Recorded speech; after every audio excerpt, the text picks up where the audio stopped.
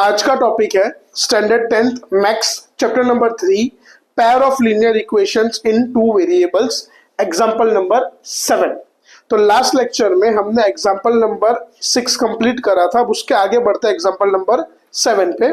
तो एग्जांपल 7 पे ध्यान दो। Two rails are represent by equation. तो यहाँ पे दो रेल्स है जो हमको इक्वेशन के फॉर्म में दी, जिसका पहला इक्वेशन है x plus 2y minus 4 equal to 0। दूसरा इक्वेशन है 2x plus 4y minus 12 equal to 0। Will this two rails cross each other, मतलब ये दो रेल्स के आपस में एक दूसरे को कहीं इंटरसेक्ट करेगी। क्रॉस ईच अदर मतलब कि एक दूसरे पे से पास होगी कि नहीं होगी, वो हमको यहाँ पे बताना है। तो चलो पहला इक्वेशन क्या है, x plus 2y minus 4 equal to 0। दूसरा इक्वेशन क्या है हमारे पास, 2x plus 4y minus 12 equal to 0। अब जैसे हमको पता है कि कभी भी सब्स्टिट्यूशन मेथड हम लोग करते हैं तो हम लोग क्या करेंगे, दोनों में से कोई भी एक वेरिएबल को सब्जेक्ट बनाते हैं। तो यहाँ पे हम लोग पहले इक्वेशन में x को सब्जेक्ट बनाते हैं। किसको सब्जेक्ट बनाते हैं, x को। अब x को कैसे सब्जेक्ट बनाएंगे, तो सिंपली x, अब देखो x प्लस 2y, पहले माइनस 4 जाएगा तो क्या हो जाएगा बेटा, प्लस 4, प्लस 2y जाएगा तो क्या हो जाएगा, माइनस, तो x माइनस 2y। तो ये हो गया हमारा x यहाँ पे सब्जेक्ट बना। अब ये जो x की वैल्यू है वो हम लोग कहाँ पुट करेंगे, सेकेंड इक्वेशन में। तो हमको लिखने का, putting the value of x in equation 2। तो सेकेंड इक्वेशन क्या है हमारे पास, 2x plus 4y minus 12 equal to 0। तो x की वैल्यू क्या है यहाँ पे हमारे पास, 2 into 4 minus 2y plus 4y minus 12 equal to 0। So 2 4 जा 8, प्लस इंटू माइनस माइनस, 2 2 जा 4y plus 4y minus 12 equal to 0। Plus 4y minus 4y cut, बचा क्या हमारे पास, 8 माइनस 2 इक्वल्स टू 0। तो माइनस 4 इक्वल्स टू 0। अब ये जो स्टेटमेंट है ये वैलिड है क्या, माइनस 4 और 0 इक्वल होता है, कभी भी नहीं। तो इसका मतलब क्या होगा, यहाँ पे आएगा no solution.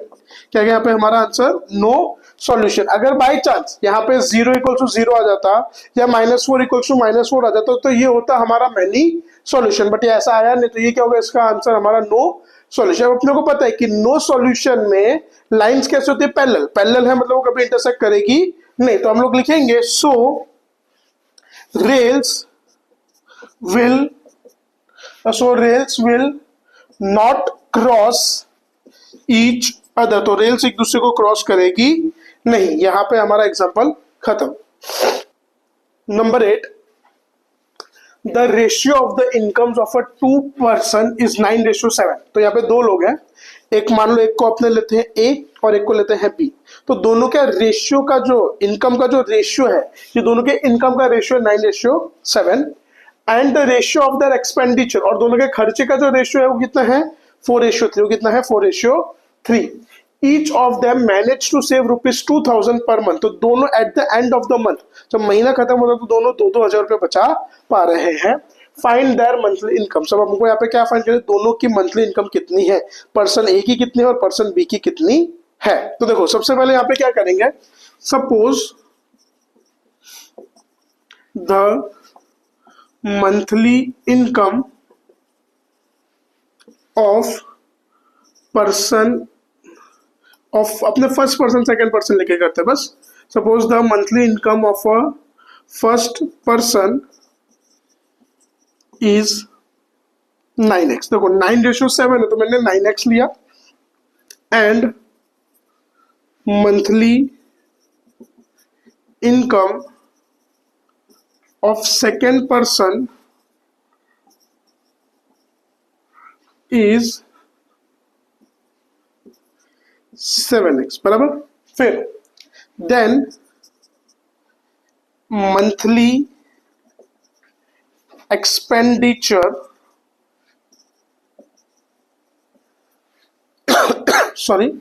Monthly expenditure of first person is 4y। इसको अपना एक्सपेंडिचर को y के फॉर्म में लेते हैं, 4y। And monthly expenditure of second person is 3x, ठीक है। तो 3y, सॉरी, हमने दोनों की इनकम को x के फॉर्म में लिया और दोनों के एक्सपेंडिचर को y के फॉर्म में लिया। अब एक सिंपल सी बात बताओ, हम लोग सेविंग्स किसको कहते हैं? अब मान लो कि यहाँ पे कोई एक आदमी है जिसकी इनकम है सपोज करो 2 लाख रुपीज, अगर उसमें से वो 1,50,000 रुपीज वो कहीं स्पेंड कर देता है तो एट द एंड उसके पास बचते कितने हैं? 50,000। तो जो 50,000 होगा वो क्या होगा? उसकी सेविंग। मतलब तुम्हारे इनकम में से जब तुम एक्सपेंडिचर माइनस करते हो तो तुमको क्या मिलती है? सेविंग्स मिलती है। तो देखो, पर्सन ए की इनकम क्या है? 9x, और पर्सन ए का एक्सपेंडिचर क्या है? 4y। अगर मैं ये दोनों को माइनस करूंगा तब जाके मेरे को सेविंग ऑफ अ पर्सन ए मिलेगी कि नहीं मिलेगी? और पर्सन ए की सेविंग कितनी है भाई? 2000। तो देखो, फर्स्ट पर्सन सेविंग इज ₹2000। कितनी सेविंग उसकी? 2। तो पहले पर्सन की इनकम कितनी है? 9x, एक्सपेंडिचर कितना है? 4y। तो इनकम में से एक्सपेंडिचर को माइनस करेंगे तब जाके हमारा पहला इक्वेशन आएगा। ये होगा इक्वेशन नंबर 1। फिर सेकेंड पर्सन सेविंग, वो कितनी है उसकी? 2000, उसकी भी 2000 है। अब उसकी सेकंड की इनकम कितनी है? 7x, एक्सपेंडिचर कितना है उसका? 4y, दैट इज और 2000। ये होगा हमारा इक्वेशन नंबर 2। अब ये दोनों इक्वेशन को हम लोग सॉल्व करके x और y की वैल्यू फाइंड करेंगे और दोनों की इनकम फाइंड करेंगे। सॉरी, यहाँ पे 3y आएगा, इसके सेविंग्स एक्सपेंडिचर 3y है। अब देखो, पहला इक्वेशन क्या है हमारे पास? 9x minus 4y equals to 2000।